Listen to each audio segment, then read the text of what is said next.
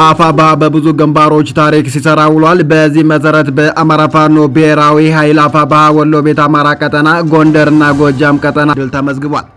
በኩልመስክ አንጎት ግንባር በተደረገ የደፈጣ ጥቃት የብልጽግናን ባለስልጣናትን መደምሰስ ተችሏል።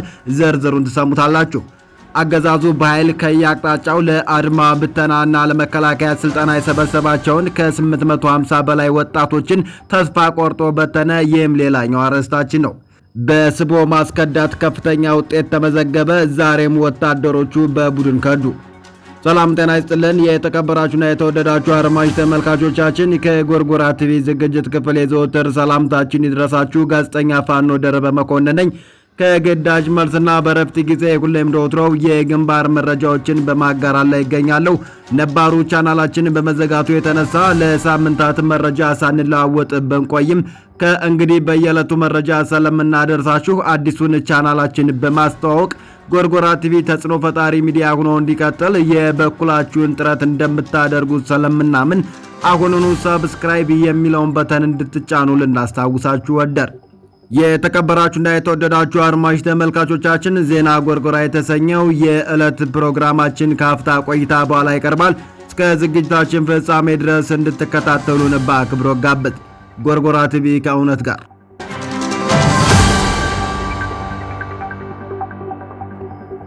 አሁን ዝርዝር ዜናዎችን የምናቀርብበት ሰዓት ላይ እንገኛለን። በዚህ መሰረት ቀዳሚ ወዳደረግነው ዜና ስናልፍ አማራ ፋኖ ብሔራዊ ኃይል አፋባ ወሎ ቤት አማራ ቀጠና ድል ቀንቶታል።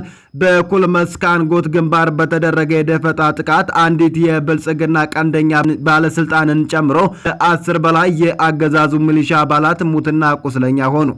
የአማራ ፋኖ ብሔራዊ ኃይል አፋባ ወሎ ቤት አማራ ላስታ ሳምኖ ኮር ተከዘ ክፍለ ጦር ሁለተኛ ሻለቃ ቃኞች ባደረጉት የደፈጣ ጥቃት በአገዛዙ የሚሊሻ አባላትና የራስ አንጎት ወረዳ የብልጽግና ባለስልጣናት ላይ ከባድ ሰብአዊና ቁሳዊ ኪሳራ ደረሰ። በላስታ ጀነራል አሳምነው ጽጌ ኮር ስር የሚገኘው ተከዘ ክፍለ ጦር የደፈጣ ጥቃት ጠበብቶቹ ሁለተኛ ሻለቃ ቃኞች ሰኔ 13 ቀን 2017 ዓ.ም ራስ አንጎት ወረዳ አሁን ተገኝ ልዩ ስሙ ባባሳ ከምትባል ቦታ ደፈጣ በመያዝ ከረፋዱ 3 ሰዓት እስከ 4 ሰዓት ለ1 ሰዓት በወሰደ ጥቃት አንዲት ሴት የወረዳው ቀንደኛ የብልጽግና ባለስልጣናትን ጨምሮ ከ4 በላይ የአገዛዙ ዙፋን አስጠባቂ የሚሊሻ አባላት ሲደመሰሱ 3 ከባድ ቁስለኛ እንዲሁም በዚህ የደፈጣ ጥቃት 3 ምስር ኮፍ ክላሽ፣ 6 ቦምብ፣ 4 ካዝና፣ 3 የወገብ ትጥቅ ከ1800 በላይ ተተኳሽ ተማርኳል። መዳረሻው ድልና ነጻነት የሆነው የአማራ ሕዝብ የህልውና ተጋድሎ ተጠናክሮ ይቀጥላል ሲል የአማራ ፋኖ ብሔራዊ ኃይል አፋባ ወሎ ቤት አማራ ላስታ ሳምኖ ኮር ህዝብ ግንኙነት ኃላፊ ፋኖ መምህር ቢሆነ ቢያብን አስታውቋል። በዚሁ በወሎ ግንባር የአማራ ፋኖ ብሔራዊ ኃይል አፋባ ምስራቅ አማራ ኮር 2 ዞብላምባ ክፍለ ጦር ራያ ቆቦ ላይ ከ100 በላይ ጥላት ሙትና ቁስለኛ በማድረግ ታላቅ ድል ተጎናጽፏል። አፋባ ምስራቅ አማራ ኮር 2 ዞብላምባ ክፍለ ጦር ዛሬ ሰኔ 13 ቀን 2017 ዓ.ም ከንጋት 1 ሰዓት ጀምሮ በዋለው ውጊያ በ3 ግንባሮች ማለትም በራያ ቆቦ ሆርማት እስከ አራዱም ጥቁር አስፓልት አንደኛ ሻለቃና ሁለተኛ ሻለቃ ድሽቃ ምድብተኛ እንዲሁም የክፍለ ጦር ቃኝ በጋራ ከፈንቴ ኪዳነ ምሕረት እስከ ቀመሌ ተክለ ሃይማኖትና አራተኛ በረኛው ሻለቃ ተኩለሽ ዙሪያ በአጠቃላይ ከ100 በላይ ዙፋን ጠባቂ ሰራዊት በመደምሰስ ታላቅ ጀብዱ በመፈጸም ድል ተጎናጽፈዋል።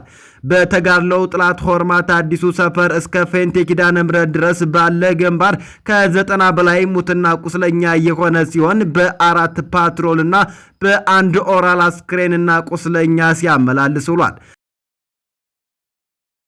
በሌላኛው ግንባር በቀመሌ ከ40 በላይ ዙፋን ጠባቂ ሰራዊት ሙትና ቁስለኛ ሲሆን እየተዛዛለ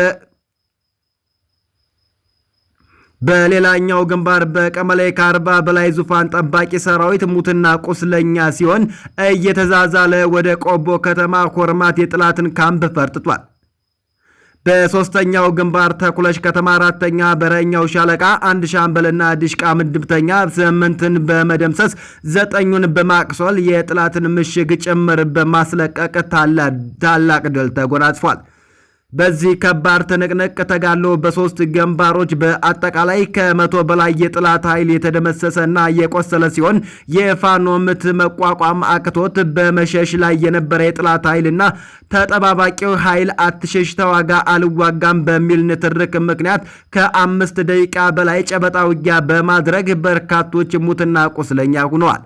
መዳረሻው ድልና ነጻነት የሆነው የአማራ ህዝብ የህልውና ተጋድሎ ተጠናክሮ ይቀጥላል ሲል የአማራ ፋኖ ብሔራዊ ኃይል አፋብኃ ወሎ ቤት አማራ ቀጠና ህዝብ ግንኙነት መምሪያ አስታውቋል። ይህ በእንዲህ እንዳለ አንድ ኤፍኤስአር ሙሉ የአገዛዙ ጥምር ኃይል በጎንደር የበጋሻው ክፍለ ጦር ጀግኖች ወደ ከሰልነት ተቀየረ።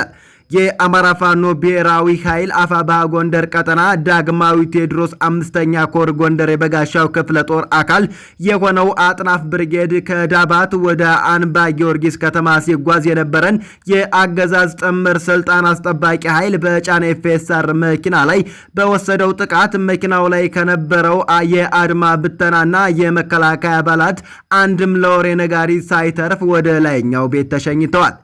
የአጥናፍ ብርጌድ ጀግኖች ሰኔ 13 ቀን 2017 ዓ.ም ከቀኑ 10 ሰዓት ላይ ልዩ ቦታው ዳልዳሊ ተብሎ ከሚጠራው ቦታ በወሰዱት የደፈጣ እርምጃ አንድም የጠላት ኃይል ከመኪናው ሳይወርድ እስከ ኤፍኤስአሩ እንደ ከሰል ባሉበት ደርቀው እንዲቀሩ አድርገዋቸዋል።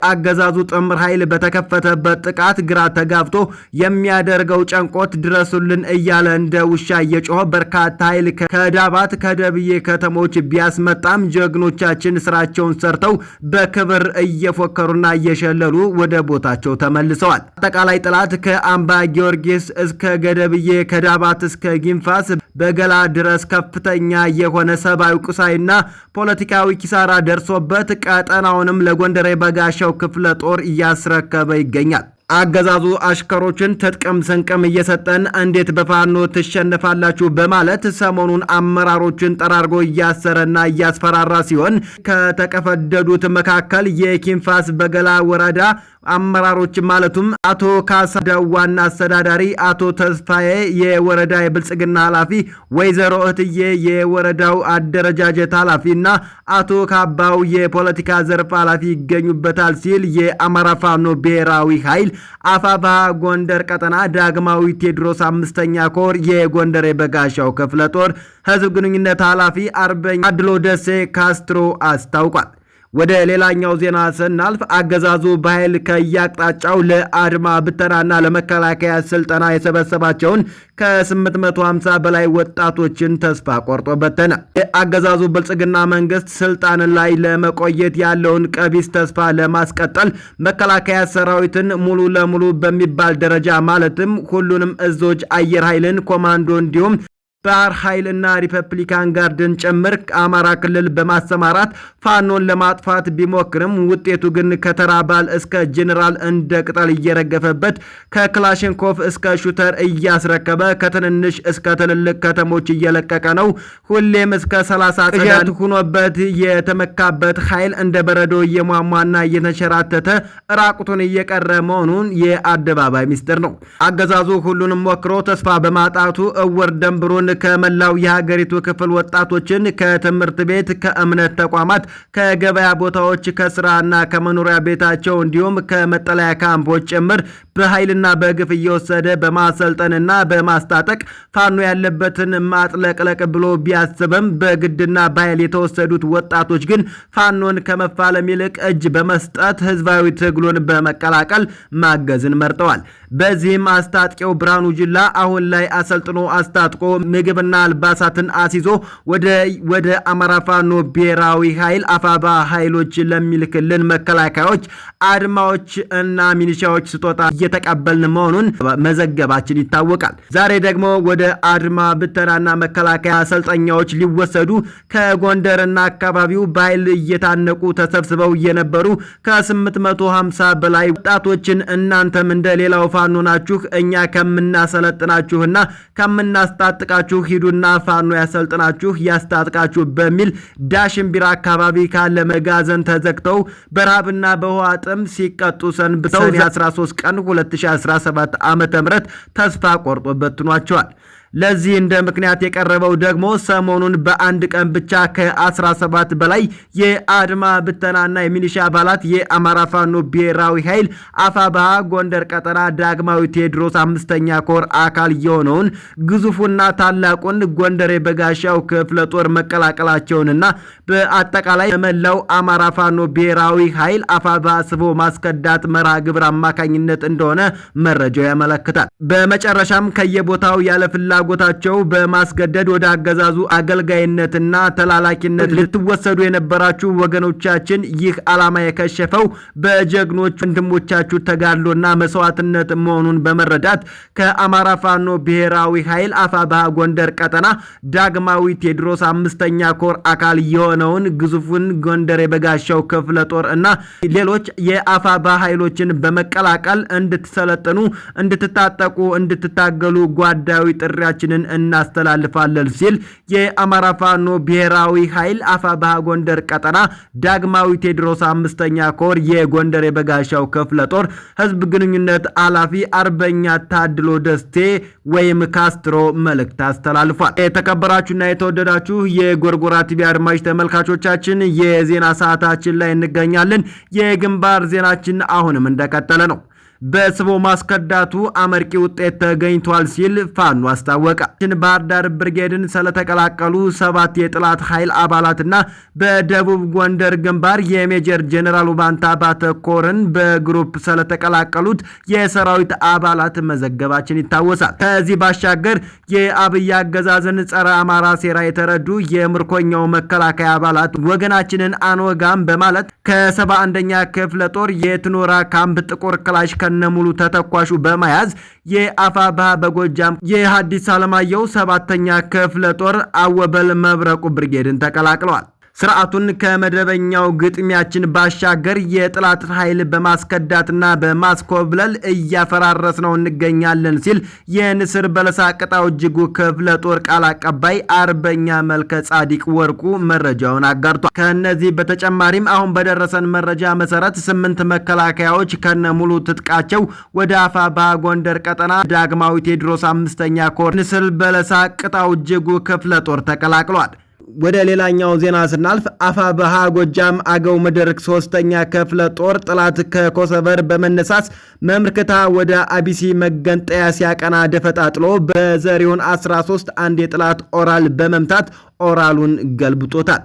የደፈጣ ኤክስፐርቶቹ የጊዮን ብርጌድ አባል እንደተለመደው ጥላት ላይ ከፍተኛ ጉዳት ያደረሱ ሲሆን የቆንጆቹ የድንገተኛ ምት ያበራገገው ጥላት እግሬ አውጪኝ ብሎ ፈርጥቷል። ይህ በእንዲህ እንዳለ የአገዛዙ ሚሊሻ ከአለቆቹ ጋር ቻግኒ ላይ እርስ በርሱ ተታኮሰ። ንስሮቹ ዳንግላ ለሰሩት እጅ ባፍ የሚያስይዝ ድንቅ ኦፕሬሽን በደረሰበት ከፍተኛ ምት የተደናገጠው ጊሳ ላይ ሰፍሮ የነበረው ኃይል ብትንትኑ መውጣቱ ይታወቃል። ከተበታተነው ኃይል መካከል ወደ ቻግኒ ፈርጥጦ ሄደው አጥቧይ ለብሴ ሚሊሻ የጓንጓና የቻግኒ ሚሊሻ ፖሊስ ተመልሳችሁ ሄዱ ተብለው በአለቃቸው ትዕዛዝ ቢሰጣቸውም አንሄድም ላንመለስ ድንጋይ ወርውረን ነው የመጣ ነው በሚል አለመግባባት ተፈጥሮ ከፍተኛ ተኩስ ቻግኒ ላይ ነበር። በዚህ ጥላት እርስ በርሱ መጠፋፋቱ ቀጥሎበታል። በባህር ዳር ዙሪያ ግንባር 1ኛ ክፍለ ጦር የጣናው መብረቅ ብርጌድ አባላት ልዩ ስሙ ሀብሸማል የተባለ ቦታ ላይ በደፈጣ ጥላት ላይ መብረቃዊ ጥቃት በመፈጸም 7 ሙትና 5 ቁስለኛ በማድረግ ጥላት ላይ ሰብአዊና ቁሳዊ ኪሳራ ማድረስ ችለዋል። አገዛዙ ገበሬዎችን እያፈናቀለ ቤታቸውን ምሽግ በማድረግ እየጨፈጨፈ ነው። ተስፋ የቆረጠው የብርሃኑ ጁላ ጦር የአባይ ሸለቆን ምት መቋቋም ሲያቅተው በከተማ ትምህርት ቤት ላይ ከመሸገበት ወጥቶ ይምገራ ከተባለ ጎጥ 3 አባወራዎችን ከቤታቸው አውጥቶ ሜዳ በመጣል የግለሰቦችን መኖሪያ ምሽግ አድርጎታል። ከቤታቸው ከወጡት መካከል 12 ቀን አራስ ትገኝበታለች።